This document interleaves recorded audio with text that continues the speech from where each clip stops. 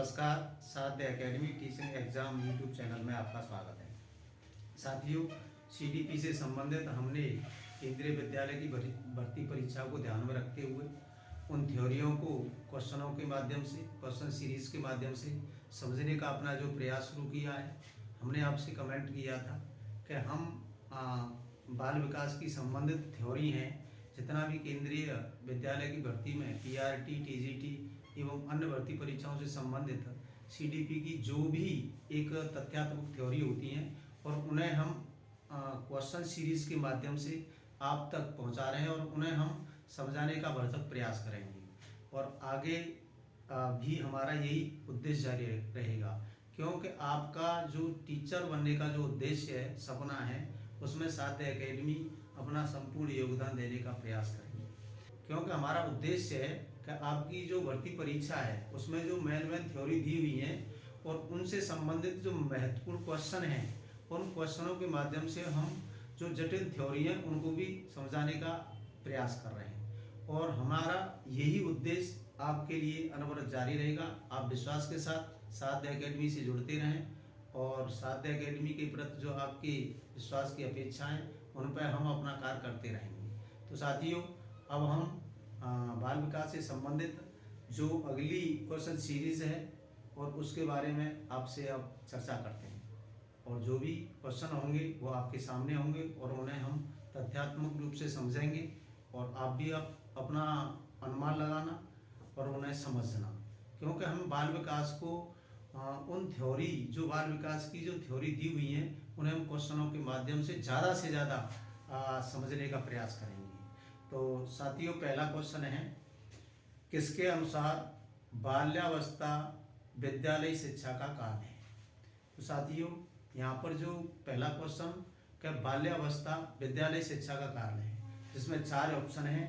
पहला ऑप्शन है गुडेनफ, दूसरा ऑप्शन है स्ट्रेंगर, तीसरा ऑप्शन है फ्रायड, चौथा ऑप्शन है ब्लेयर एवं जॉनसन। तो साथियों, बाल्यावस्था जिसमें विद्यालयी शिक्षा का काल जिसने बताया वो व्यक्ति हैं जो शिक्षा मनोविज्ञान के रूप में जाने जाते हैं और इनका जो योगदान है वो बाल विकास के क्षेत्र में शिक्षा से जुड़ी हुई गतिविधियों पर काफ़ी सराहनीय रहा है। तो उन्होंने बताया है, वही व्यक्ति हैं ब्लेयर एवं जोन्स। ऑप्शन नंबर 4 इसका जो सही आंसर है, क्योंकि बाल विकास में बाल्यावस्था से ही एलिमेंट्री स्कूल एज शुरू होती है। तो इसमें हम बाल अवस्था को कुछ छोटी सी बातों पर समझें, क्योंकि बाल अवस्था विकास की वो अवस्था है, बाल विकास की जब अवस्थाओं के बारे में हम चर्चा करते हैं तो एक कॉमन अवस्थाओं में शैशवावस्था, दूसरी अवस्था हमारी बाल्यावस्था, तीसरी अवस्था हमारी किशोरावस्था।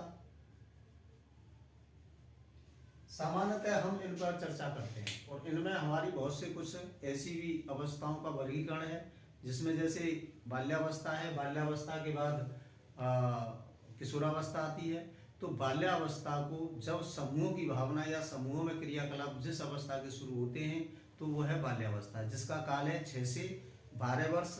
बाल्यावस्था का जो काल है वो 6 से 12 वर्ष तक माना गया है। अब इससे पहले की जो अवस्था है, शैशवावस्था या पूर्व बाल्यावस्था, जितनी भी अवस्था हैं एनसाइक्लोपीडिया में, उनका भी जैसे हम क्वेश्चनों के माध्यम से उल्लेख करेंगे। तो ब्लेयर एवं जोन्स ने कहा था कि एलिमेंट्री स्कूल एज, अर्थात विद्यालय ही शिक्षा बाल्य अवस्था में जो शुरू होती है वो है ऑप्शन में ब्लेयर एवं जोन्स। तो साथियों, सीरीज का अगला क्वेश्चन, निम्न में से कौन सी बाल्यावस्था की विशेषता नहीं है? क्वेश्चन दोबारा पढ़ रहा हूं कि निम्न में से कौन सी बाल्यावस्था की विशेषता नहीं है? पहला ऑप्शन है निर्माण काल, दूसरा है गर्भ एवं श्रम का काल, तीसरा है सीखने का आदर्श काल, चौथा है स्फूर्ति काल। तो साथियों, बाल्यावस्था की विशेषताओं के बारे में अगर हम चर्चा करें तो बाल्यावस्था की बहुत विशेषताएं। बाल्यावस्था 6 से 12 वर्ष के बीच अपने जो समूह क्रियाकलापों के साथ जुड़ती है, तो उसमें महत्वपूर्ण बाल्यावस्था की विशेषताओं में जैसे बाल्यावस्था।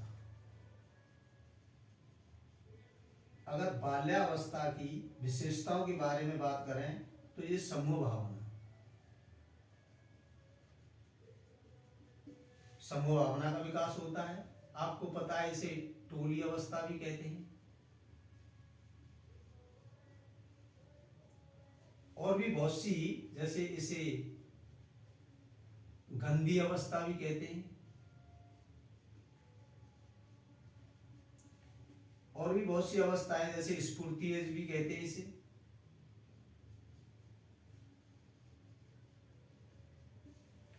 तो बाल्यावस्था की जो प्रमुख जो विशेषता है वो निर्माण का काल कहा जाता है, जहां रचनात्मकता की बात होती है, निर्माण अवस्था।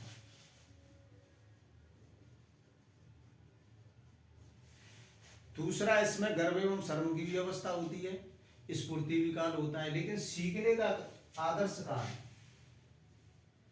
जो सीखने का आदर्श काल है वो शैशवावस्था, शैशवावस्था की विशेषता मानी जाती है।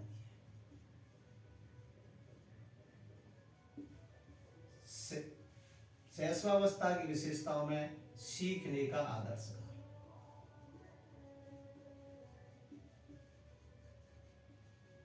और ये बात शैशवावस्था के विषय में सीखने का आदर्श काल के रूप में जो एक व्यक्ति थे वैलेंटाइन, इन्होंने बताया था कि शैशवावस्था सीखने का आदर्श काल है। तो साथियों, अगला क्वेश्चन, निम्न में से कौन सी किशोरावस्था की विशेषता नहीं मानी जाती है? पहला ऑप्शन है आदर्शवादी, दूसरा ऑप्शन है धार्मिकता, तीसरा ऑप्शन है यथार्थवादी, चौथा ऑप्शन है तीव्र आत्म सजगता। तो साथियों, किशोरावस्था की विशेषताओं में यदि हम चर्चा करें तो किशोरावस्था की विशेषताओं में तो मैं बताता हूं। किशोरावस्था की विशेषता यानी किशोरावस्था, जिसका काल सामान्य से 12 से 18 वर्ष, या इसे टीन एज भी कहते हैं, 30 to 19। और इसकी मुख्य विशेषताओं में एक आदर्शवादी भी विशेषता है, आइडियलिस्ट। इसमें धार्मिक प्रवृत्ति भी पाई जाती है।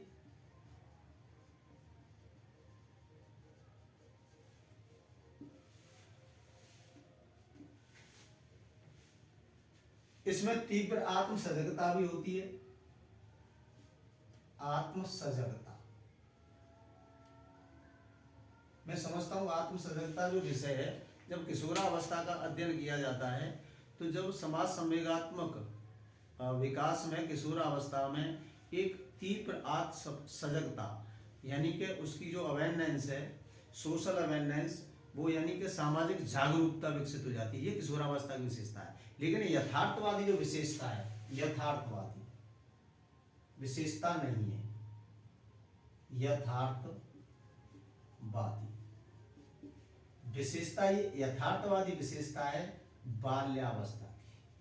अब इस चीज पर ये प्रश्न आपके लिए बहुत ही बाल विकास की इंपॉर्टेंट सीरीज में से लिए गए हैं, क्योंकि यथार्थवादी रियलिस्ट जो स्टेज होती है वो होती है बाल्यावस्था, क्योंकि वो वास्तविक रूप से जो मध्य अवस्था में समूह भावना के साथ समाज की जो क्रियाओं से जुड़ता है, और वो बाल्यावस्था की विशेषता होती है। इसलिए दो शब्द बड़े इंपॉर्टेंट हैं, एक तो आदर्शवादी, एक यथार्थवादी। जब यथार्थवादी की बात होती है तो वो बाल्यावस्था की विशेषता है, और जब आदर्शवाद की बात होती है तो वो किशोरावस्था की विशेषता है। तो ये चीज़ बड़ी ध्यान रखने की है, और आप इन पर गौर भी करना, जो मैं क्वेश्चन बोल रहा हूँ और जो आपके सामने हैं, और उन पर विचार करना। पहले आप अनुमान लगाना। हमारा जो थ्योरी को समझाने का एक महत्वपूर्ण जो उद्देश्य है वो इन्हीं अवस्थाओं के माध्यम से कहाँ कहाँ इनमें उलझने होती हैं, समझने में विरोधाभास होता है, इसे समझने के लिए हमने ये सीरीज बाल विकास की शुरू की है।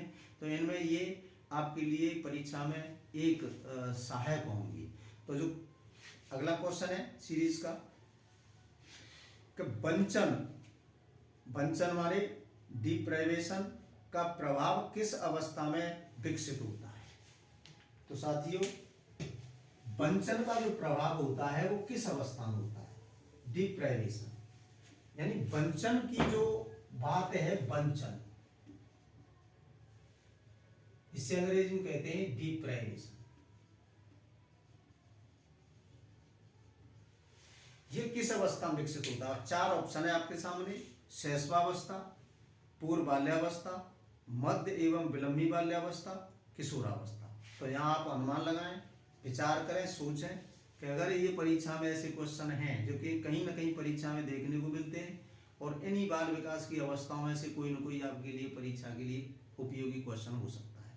तो इसलिए आप चार ऑप्शनों में से आप अपना अनुमान लगाएं कि कौन सी अवस्था में वंचन, वंचन का अर्थ होता है कि कहीं ना कहीं अभावग्रस्तता अथवा प्रथम पीढ़ी की जो भावना है, प्रथम पीढ़ी के छात्र की जो भावना है उसके अंदर जो विकसित होती हैं उसे हम वंचन कहते हैं, डिप्राइवेशन।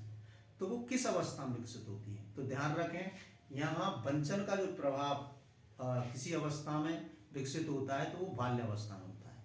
तो वंचन अपने आप में इस तरीके की एक भावना है बच्चे के अंदर पैदा करती है, जिससे उसमें एक अलगाव या भग्नाशा या संवेगात्मक रूप से उसे कहीं न कहीं बाल्यावस्था को वो कहीं न कहीं उसमें एक हीन भावना लाती है। और इसके पीछे कारण है उसमें ऐसे क्यों होते हैं कि जब बालक समूह में अपनी सक्रियता बढ़ाता है बाल्यावस्था का, उस समय उसमें वो अपने आप को दूसरे बच्चों की तुलना में अभावग्रस्त मानता है, तब उसमें वंचन, डिप्राइवेशन जैसी भाव विकसित होते हैं। तो ध्यान रखना कि वंचन का जो प्रभाव बढ़ता है वो बढ़ता है बाल्यावस्था।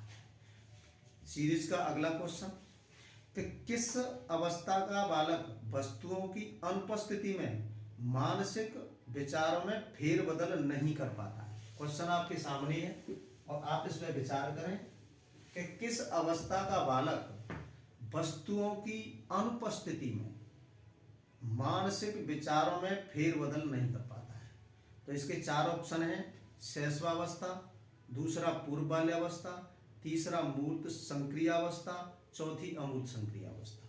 तो साथियों यहाँ विचार करें, अनुमान लगाएं कि इसमें कौन सा हो सकता है, क्योंकि आप अध्ययन अध्यापन से जब शिक्षक बनने के जो आपके सपने हैं तो डेफिनेटली आप CDP, चाइल्ड डेवलपमेंट पेडागोजी के जितना भी विषय क्षेत्र है बाल विकास का, उस पर आप अध्ययन भी करते हैं। और अध्ययन के साथ ऐसे क्वेश्चनों की जब शब्दावली आती है तो उनमें कहीं ना कहीं आप जो है उनके साथ जुड़ते हैं, अभ्यास करते हैं। तो यहाँ पर बड़ा इम्पोर्टेंट क्वेश्चन है, IMP भी लगा लेना इस पर, कि किस अवस्था का बालक वस्तुओं की अनुपस्थिति में मानसिक विचारों में फेरबदल नहीं कर पाता है? ऑप्शन है शैशवावस्था, दूसरा ऑप्शन है पूर्व बाल्यावस्था, तीसरा है मध्य एवं विलंबी मूर्त संक्रियात्मक अवस्था, और चौथी अमूर्त संक्रियात्मक। तो मैं आपको यहाँ बता दूं, इसमें दो बातें ऐसी दी हुई हैं, इसका आंसर है आपका पूर्व बाल्यावस्था। तो साथियों समझ लें, क्योंकि समझने की बात है कि वस्तु की अनुपस्थिति में,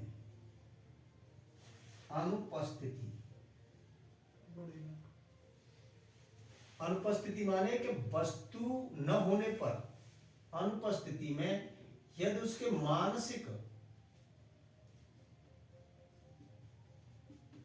विचारों में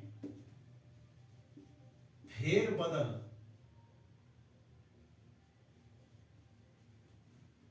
नहीं होता है। तो यहां दो बात है, अनुपस्थिति और विचारों में फेरबदल न होना वस्तु के साथ। तो यहाँ आपने पढ़ा होगा, आप जीन प्याजे के जब हम अवस्थाओं को पढ़ते हैं तो जब कोई बालक वस्तुओं के साथ अपने अमूर्त विचारों को रिवर्सिबिलिटी नहीं कर पाता है, यानी कि उत्क्रमणीयता नहीं कर पाता है, और वही बात इसमें पूछी गई है कि वस्तुओं की अनुपस्थिति, वस्तु नहीं है लेकिन और उसके वस्तु की अनुपस्थिति में अपने विचारों में वो कहीं तर्कों का निर्माण नहीं कर पाता है। तो इसलिए उस अवस्था के बालक की ये कमी या उस अवस्था के बालक की विशेषता जो इस कार्य को नहीं कर पाता है, तो वो अवस्था है पूर्व बाल्यावस्था। अर्थात हम जीन प्याजे के दृष्टिकोण से देखें तो वो अवस्था है पूर्व संक्रियात्मक अवस्था, प्री ऑपरेशनल स्टेज। अब यहाँ अगर ऐसा क्वेश्चन ये ऐसे आ जाए कि अगर वस्तुओं की उपस्थिति में हो जाता है, अगर ये नहीं वाला यानी कि ये बात अगर ऐसी हो जाती है कि वस्तु की उपस्थिति में मानसिक विचारों में फेर बदल कर लेता है। तो ये दो बातें बड़ी इंपॉर्टेंट हैं। ये तो आपकी बातें हैं मूर्त संक्रिया, मूर्त संक्रिया जो प्याजे ने बताई थी, या हम ऐसे कह सकते हैं बाल्यावस्था। और यदि वस्तुओं की अनुपस्थिति में जब विचारों में फेरबदल नहीं कर पाता है तो ये आपकी होगी पूर्व बाल्यावस्था, या प्याजे के अनुसार इसे पूर्व संक्रिया कह सकते हैं। तो ये चीज ध्यान रखें क्योंकि ये चीज बड़ी इंपॉर्टेंट है। और आपको बताएं जब वस्तुएं होती हैं तो उनके साथ तर्क करने की क्षमता मूर्त संक्रियात्मक या बाल्यावस्था के बालक में होती है। और वस्तु जब उसके साथ नहीं है और वो अपने विचारों में उसमें फेरबदल नहीं कर पाता है तो ऐसा जो विशेषता है मानसिक वो आपकी होगी पूर्व बाल्यावस्था या पूर्व संक्रियात्मक अवस्था की। तो ये बात यहाँ ध्यान रख लें। आगे का क्वेश्चन,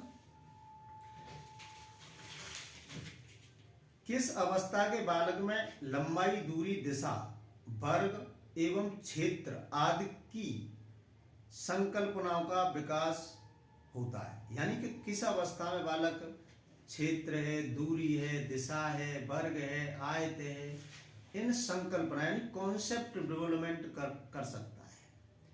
तो चार ऑप्शन है, पहला शैशवावस्था, दूसरा बाल्यावस्था, तीसरा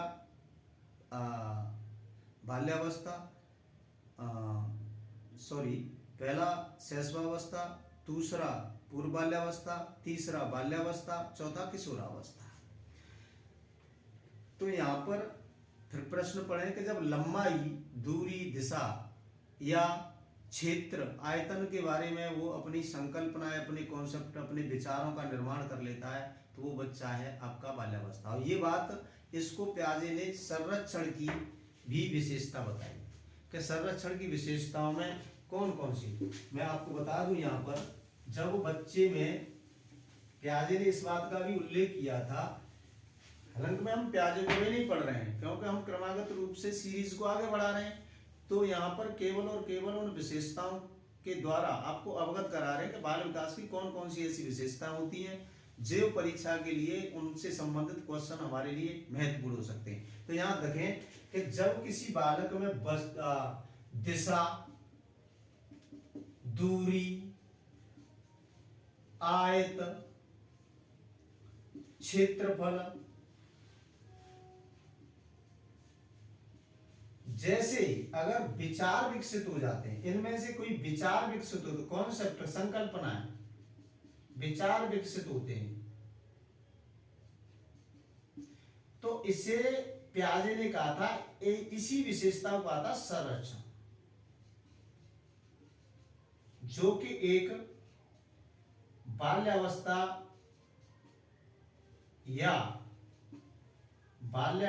या मूर्त संक्रिया की विशेषता है।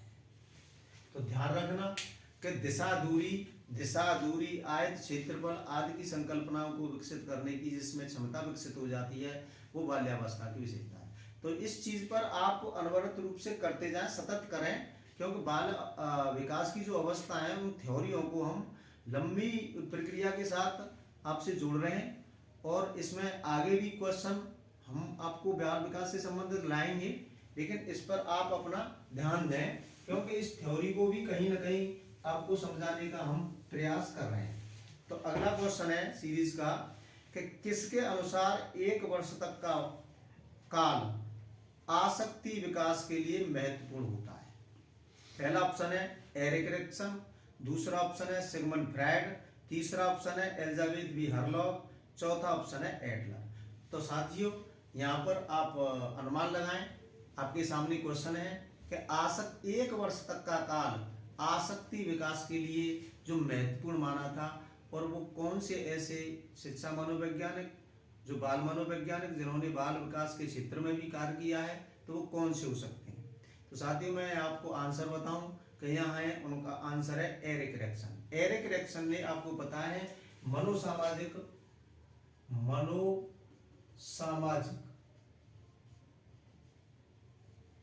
विकास का सिद्धांत दिया, मनोसामाजिक विकास का सिद्धांत दिया। किसने दिया? एरिक एरिक्सन ने। Erik Erikson. और इनका जो मनोसामाजिक विकास सिद्धांत है, मूल रूप से ये ध्यान रखें कि ये मनोवैज्ञानिक या शिक्षा मनोविज्ञान के क्षेत्र में विकास की अगर बात की जाती है तो इस समाज, संवेग, विकास की बात करता है। अर्थात एरिक एरिक्सन ने अपने मनोसामाजिक सिद्धांत में, मैंने पिछली वीडियो में भी आपको ये क्वेश्चनों के माध्यम से बताया था कि मनोसामाजिक सिद्धांत में एरिक एरिक्सन ने 8 अवस्थाओं का उल्लेख किया, जिसमें बाल विकास की 5 अवस्थाएं, और जो 5 अवस्था जो बाल विकास के क्षेत्र में जो केवल और केवल बालक के विकास के जिस पक्ष की बात करते हैं वो करते हैं आपके समाज संवेगात्मक। इन चीज़ों को आप नोट करते जाएं, क्योंकि हम बाल विकास की थ्योरी को विस्तृत रूप में आपसे जोड़ रहे हैं। इसमें जितनी भी आपकी प्रश्नावलियां होंगी उनको आपके साथ लाएंगे और उन्हें सूक्ष्म तरीके से या व्यापक तरीके से समझाने का प्रयास करेंगे। क्वेश्चन अगला, शिशु परिचित चेहरों को वरीयता देता है और कूकने और किलकारी के द्वारा माता पिता की उपस्थिति के प्रति अनुक्रिया करता है। इस तरह के विकास को कहा जाएगा जब बालक, शिशु, शैशवावस्था का बच्चा वह अपने कहीं न कहीं जो परिचित चेहरे हैं उनको वरीयता देता है और अपरिचित चेहरे के प्रति वह विपरीत अनुक्रिया करता है, और अपने माता पिता को अपने पास बुलाने के लिए वो कूकने या किलकारी जैसी क्रियाएं करता है। तो इस विकास को कौन सा विकास कहेंगे? तो 4 ऑप्शन है। पहला ऑप्शन है शारीरिक विकास, दूसरा ऑप्शन है भाषा विकास, तीसरा ऑप्शन है संवेगात्मक विकास, और चौथा ऑप्शन है समाज संवेगात्मक विकास। अनुमान लगाएं, क्योंकि मैं समझता हूं कि ये इंपॉर्टेंट क्वेश्चन है और बाल विकास के क्षेत्र में, क्योंकि बालक विकास के जितने भी घटक, आयाम या उसके जो पक्ष हैं उन पर बालक की क्या प्रतिक्रियाएं होती हैं, उन प्रतिक्रियाओं की विशेषताओं के अनुरूप हम कैसे समझें। तो यहाँ पर साथियों जो इसका आंसर होगा वो होगा समाज संवेगात्मक विकास। क्योंकि ये ध्यान रखें, इसमें एक शब्द दिए, 2 शब्द दिए हैं, कूकने एवं किलकारी। जी 2 बात आप ये लगाएं, क्योंकि वो किसके परिप्रेक्ष्य में कर रहा है? परिचित चेहरे, परिचित चेहरे को वरीयता देता है और ये प्रक्रिया करता है, वो अपने माता पिता की उपस्थिति अपने पास दर्ज कराना चाहता है।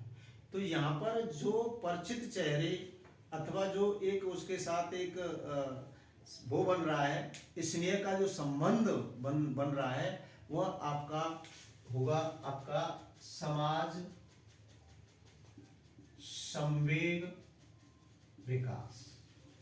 क्योंकि आप केवल कूकने और किलकारी से इसे भाषा विकास के दृष्टिकोण से अनुमान लगा रहे होंगे, परंतु यहाँ उसकी जो प्रक्रिया है वो परिचित चेहरों के साथ अपने माता पिता की कूकने और किलकारी से वो अपना एक उपस्थिति दर्ज कराना चाहता है, क्योंकि उसके अंदर कहीं ना कहीं समाज से जुड़ करके उसके संवेगों की प्रतिक्रिया है। तो ध्यान रखना, ये इंपॉर्टेंट क्वेश्चन है कि शिशु अगर कूकने और किलकारी से अपने माता पिता की उपस्थिति दर्ज कराना चाहता है तो ये समाज संवेगात्मक विकास है, भाषा विकास नहीं होगा और एकमात्र संवेग विकास नहीं होगा। दोनों ही तरीके के विकास के साथ इसकी जो प्रक्रिया हुई। क्वेश्चन अगला,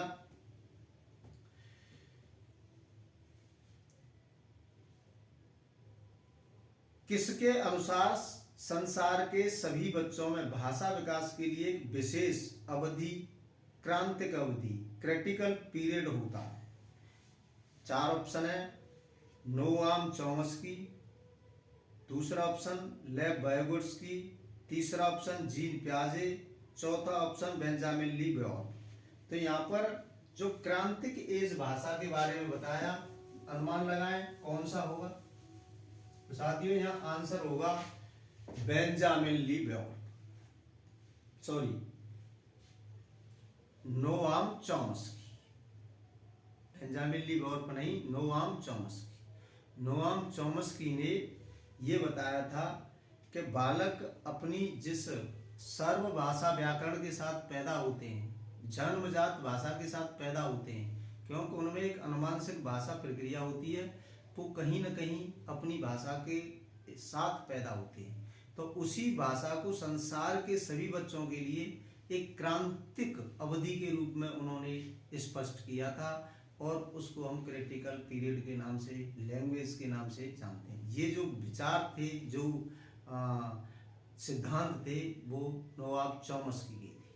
ठीक है, तो चॉम्स्की ने कई तरीके के अपने भाषा विकास, क्योंकि चॉम्स्की इंपॉर्टेंट है भाषा विकास के बारे में। चॉम्स्की का जो भाषा विकास है वो एक जन्मजात सर्व भाषा व्याकरण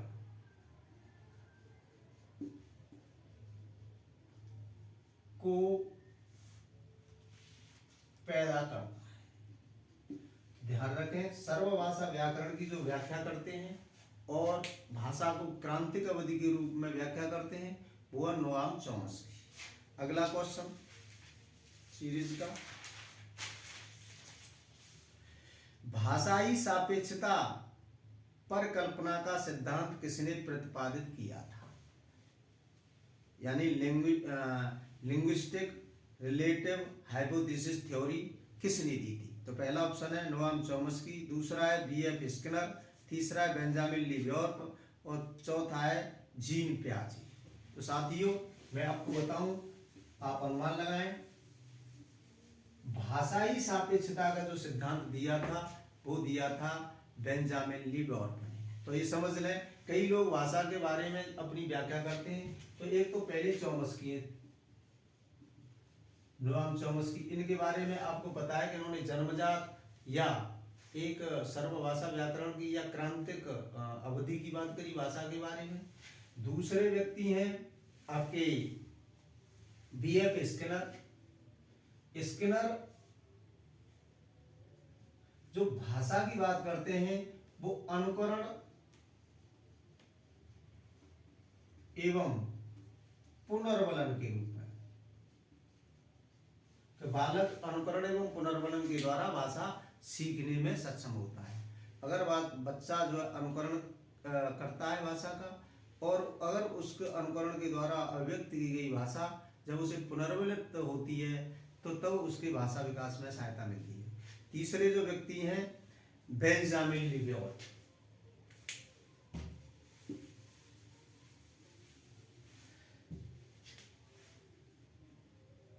बेंजामिन ली ब्योर, इन्होंने ही जो भाषा ही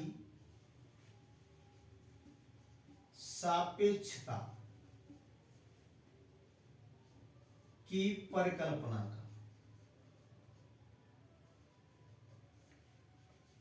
का सिद्धांत दिया, और इन्होंने बताया था कि भाषा विचार की एक अंतर वस्तु है।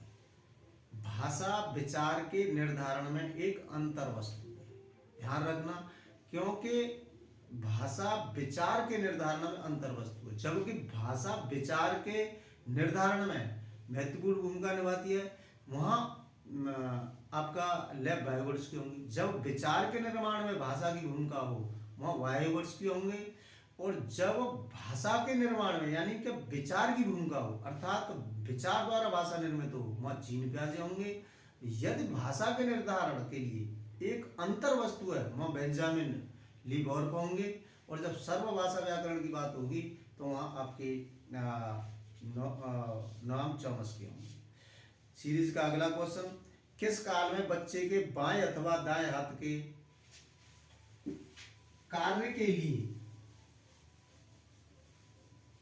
के लिए प्रयोग की वरीयता दी जाती है, अथवा जब बच्चा किस काल में वो अपने बाएं हाथ से अथवा दाएं हाथ से वो कार्य करने के लिए प्रयोग करना प्रारंभ करता है। समझना इस चीज को कि हम बालक किस अवस्था में। पहला ऑप्शन है 0 से 2 वर्ष, दूसरा ऑप्शन है 3 से 5 वर्ष, तीसरा ऑप्शन है 6 से 9 वर्ष, चौथा ऑप्शन है 9 से 12 वर्ष। तो साथियों ध्यान देना, क्योंकि जब बच्चा अपने बाएं अथवा दाएं हाथ का प्रयोग करता है तो वो उसके बाएं हाथ और दाएं हाथ से कार्य करने की जो एक आदत का विकास होता है वो एज है 3 से 5 वर्ष। ध्यान रखना, क्योंकि ये पूर्व बाल्यावस्था की एक काल है, पूर्व बाल्यावस्था का काल है, और इसी काल में बालक अपने जब अंगों का जब कार्य करना शुरू करता है तो वहां पर उसके दाएं अथवा बाएं हाथ की वरीयता।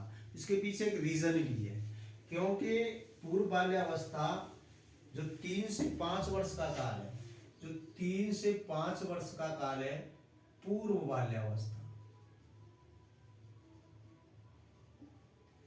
ये पेशीय विकास के लिए महत्वपूर्ण है।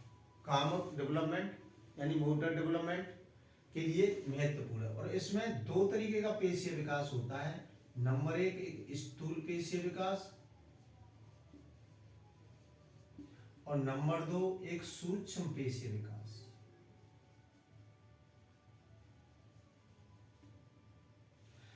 स्थूल पेशीय में जब शरीर की भाग दौड़ या कुछ हल्की भारी चीजों को उठाने के लिए जब उसके अभ्यास शुरू होते हैं कामक, तो वो स्थूल पेशी होता है। जब वो छोटे स्तर पर, सूक्ष्म स्तर पर, जिसमें नेत्र और हाथों का समन्वय होता है, वहां सूक्ष्म पेशी विकसित होता है। तो इसलिए बालक के बाएं अथवा दाएं हाथ की जो वरीयता यानी कि उसके प्रयोग करने की जो आदत का विकास होता है वो होता है आपका 3 से 5 वर्ष में। अगला क्वेश्चन सीरीज का, निम्न में से किशोरावस्था की प्रमुख चिंताओं में से एक नहीं है। ध्यान रखना, देखिए पहला ऑप्शन है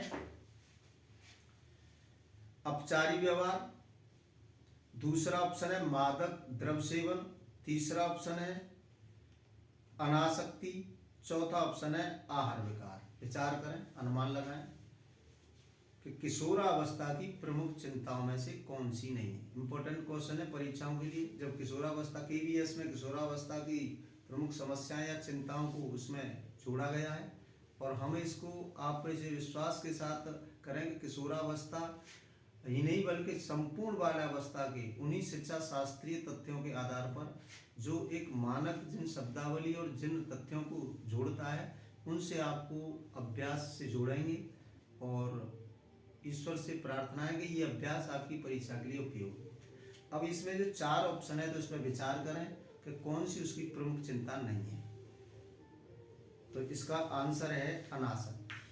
अनासक्ति का मतलब है डिटैचमेंट, अथवा ये ध्यान रखें कि इसका मुख्य आंसर, क्योंकि ये उसकी चिंता नहीं है, इसकी किशोरावस्था की अनासक्ति विशेषता है। ध्यान रखना, क्योंकि देखिए किशोरों की जो चिंता है, किशोरावस्था की जो चिंता है, नंबर 1 तो अपचारी व्यवहार है। अपचारी व्यवहार होता है कि आपराधिक व्यवहार, समाज विरोधी व्यवहार। किशोरों में जो समाज विरोधी व्यवहार होता है उसे अपचारी व्यवहार कहते हैं, और अपचारी जो है वो एक चिंता है किशोरों की। दूसरा है मादक द्रव्य सेवन, ये भी किशोरों की एक चिंता है। मादक द्रव्य सेवन किशोरों की एक चिंता है। तीसरा है आहार विकार यानी कि ईटिंग डिसऑर्डर, ये भी एक चिंता है। इसमें किशोरों के 3 तरीके के आहार विकारों की चर्चा की गई है। वो आगे जैसी थ्योरी होंगी, एनोरेक्सिया है, बुलिमिया है, बिंज ईटिंग है, इनके बारे में हम बताएंगे कि कौन कौन से आहार विकार है। तो यहाँ पर जो उनकी जो चिंता नहीं है वह है अनासक्ति।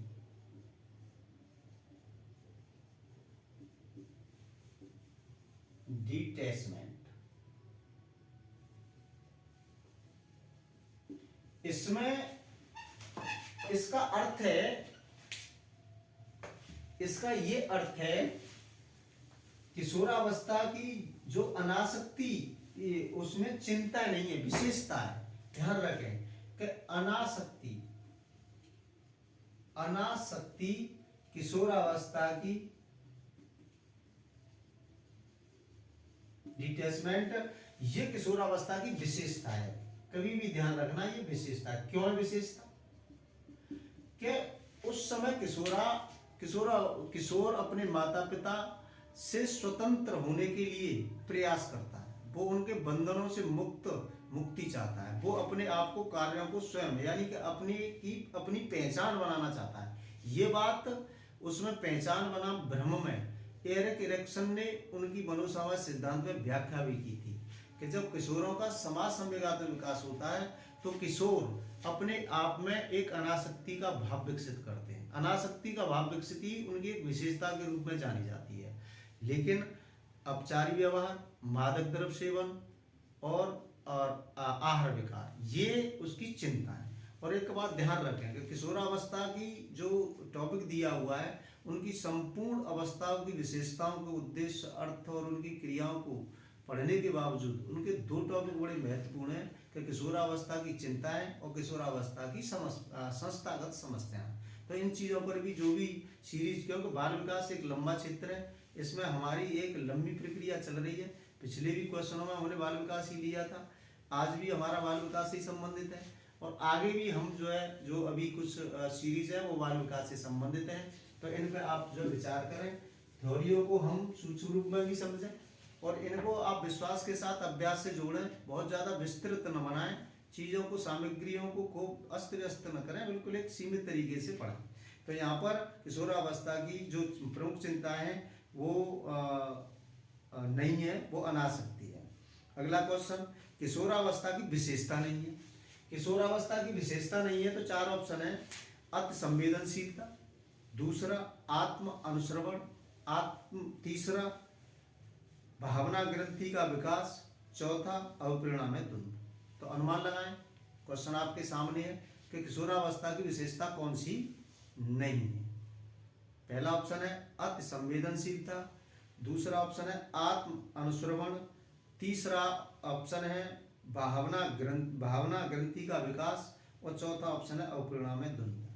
तो यहाँ इंपॉर्टेंट क्वेश्चन है, अगर किशोरावस्था को अगर पढ़ना आपके लिए महत्वपूर्ण है तो किशोरावस्था की हर पॉइंटों पर आप विस्तृत और सूक्ष्म दृष्टि से ही ध्यान दें, क्योंकि ये चारों ही ऑप्शन ऐसे हैं शायद आपको इसे अनुमान लगाने में, इसके आंसर तक पहुंचने में कठिनाई का अनुभव हो रहा होगा।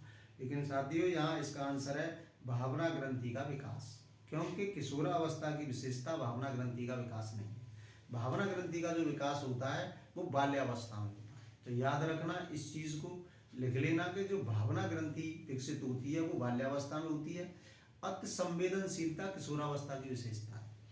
आत्म अनुश्रवण यानी कि सेल्फ मॉनिटरिंग, अपने अंदर का जो नियमन बनाते हैं, वो अपने अंदर का चिंतन करते हैं, तो आत्म मॉनिटरिंग, जिसे आत्म सजगता भी कहते हैं, तो वो भी उनके अंदर पाई जाती है। तीसरी उनकी अवप्रेरणा में द्वंद्व, क्योंकि किशोरावस्था की बहुत सी विशेषताएं तमाम लोगों ने किशोरावस्था को अपने अपने अध्ययनों में व्यक्त किया है। स्टैनली हॉल ने भी अपने उसमें व्यक्त किया है कि ये तूफान की, आंधी की, या ये तनाव की, इस तरीके की ये अवस्था है। तो इसका जो मुख्य आंसर है वो है भावना ग्रंथि का विकास, क्योंकि भावना ग्रंथि का जो विकास है, भावना ग्रंथि विकसित होती है बाल्यावस्था में। ध्यान रखना, क्योंकि भावना ग्रंथि बाल्यावस्था की विशेषता है। अति संवेदनशीलता, आत्म अनुश्रवण, सेल्फ मॉनिटरिंग और अभिप्रेरणा में द्वंद्व, ये किशोरावस्था की विशेषता है। अगला क्वेश्चन सीरीज का कि निम्न में से कौन सी किशोरावस्था की संस्थागत समस्या नहीं है। जो आपके टॉपिकों में भी है, केवीएस वाले जो बाल विकास की हम सीरीज दे रहे हैं उन पर आप विश्वास के साथ अध्ययन करते जाएं और आप केवीएस की परीक्षाओं के लिए उन्हीं टॉपिकों पर हम उन्हीं सूक्ष्म दृष्टियों से आप तक पहुंचाएंगे जिस तरीके से वो बोर्ड आपके लिए जो सिलेबस निर्धारित करता है।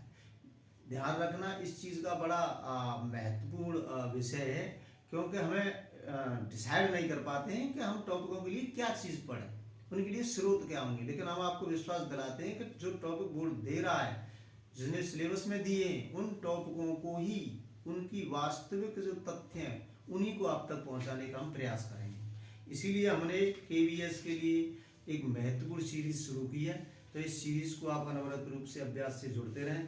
तो अगला जो क्वेश्चन है कि कौन सी किशोरावस्था की संस्थागत विशेषता नहीं है, समस्या नहीं है, सॉरी।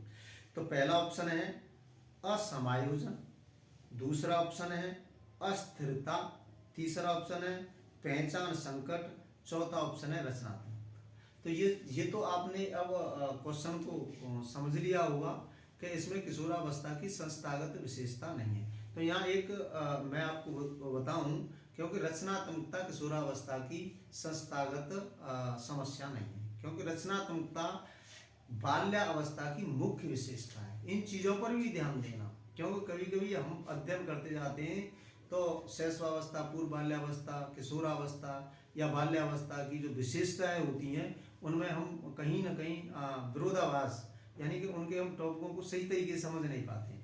तो यहाँ पर जो रचनात्मकता है वो बाल्यावस्था की विशेषता है, ध्यान है।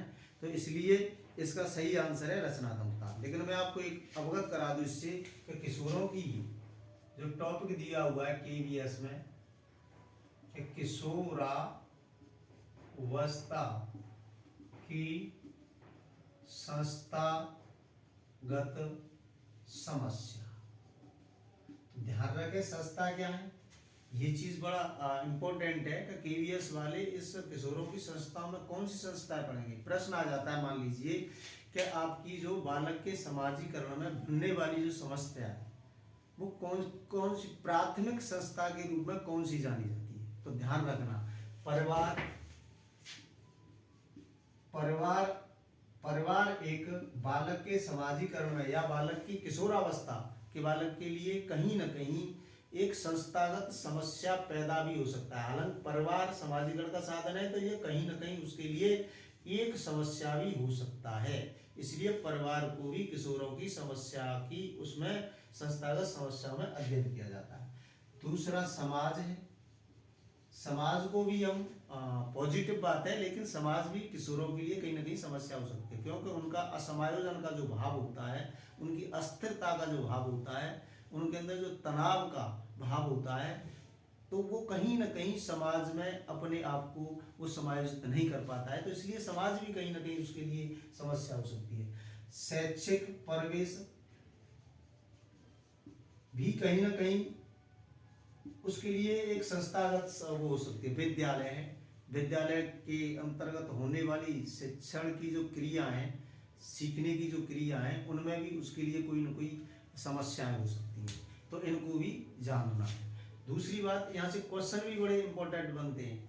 मान लीजिए कि प्राथमिक संस्थागत समस्या कौन सी होगी, तो ध्यान रखें इनमें ऑप्शन आ जाते हैं, कभी माता पिता है, पड़ोस है या साथी समूह है, इस तरीके के ऑप्शन। तो यहाँ इन चीज़ों को भी हम आपको थ्योरी के माध्यम से समझाने का प्रयास करेंगे और यही इम्पोर्टेंट है, क्योंकि बाकी तो हम किशोरावस्था की तमाम विशेषताओं को, उसके जो विकास की जो पक्ष हैं उनमें हम पढ़ ही लेते हैं, शारीरिक, मानसिक या उसके समाज संवेगात्मक, नैतिक, सारी चीज़ों को पढ़ लेते हैं। परंतु जो संस्थागत है या उनकी जो चुनौतियाँ हैं, उनके लिए हमारे पास कोई ठोस स्रोत नहीं होते हैं, या उनकी अध्ययन की जो प्रक्रिया है वो कहीं ना कहीं हमारे लिए अव्यवस्थित या अक्रमागत रूप से है। तो इसलिए यहाँ इसका जो आंसर है रचनात्मकता, क्योंकि रचनात्मकता बाल्यावस्था की विशेषता है। अगला क्वेश्चन कि कौन बालक के नैतिक विकास के अध्ययन से संबंधित नहीं है। तो क्वेश्चन आपके सामने है। इसका ऑप्शन है, पहला ऑप्शन है जीन पियाजे, दूसरा ऑप्शन है कोलबर्ग, तीसरा ऑप्शन है गिलिगन कैरोल और चौथा ऑप्शन है उपरोक्त सभी। तो साथियों ये आपको पता है कि नैतिक विकास में ज़्यादातर हम पढ़ते रहते हैं। जब नैतिक विकास की बात हो जाती है, नैतिक विकास बालक की जो विकास की प्रक्रिया है, सीडीपी में नैतिक विकास एक महत्वपूर्ण पक्ष या घटक है। तो इसमें संभवतः जो हम सवाल पढ़ते आते हैं तो हमारा जो ध्यान रहता है तो कई व्यक्ति विशेष पर रहता है, परंतु ध्यान रखना कि नैतिक विकास सबसे पहले पियाजे ने शुरू किया था।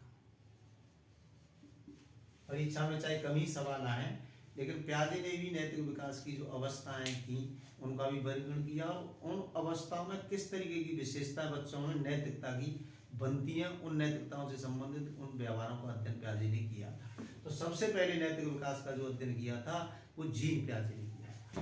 दूसरा कोहलबर्ग ने, जो कि फेमस भी है और परीक्षा में सर्वाधिक रूप से ये अपना योगदान भी देते हैं। तो कोहलबर्ग का जो नैतिक विकास है वो उसमें जो हम स्तरों में और अवस्थाओं में वर्गीकृत करके पढ़ते हैं। तो कोहलबर्ग ने भी बालक की जो नैतिक व्यवस्था नैतिक विकास का अध्ययन किया, किस तरीके से बालक जो है दूसरों की दुविधाओं के आधार पर अपने जो नैतिक विचारों को देता है। तो इन सारी चीज़ों को नैतिक तर्कनाओं का किस तरीके से नैतिक दुविधाओं में प्रयोग करता है, तो ये नैतिक विकास कोहलबर्ग ने भी दिया था। तीसरा है गिलिगन कैरोल।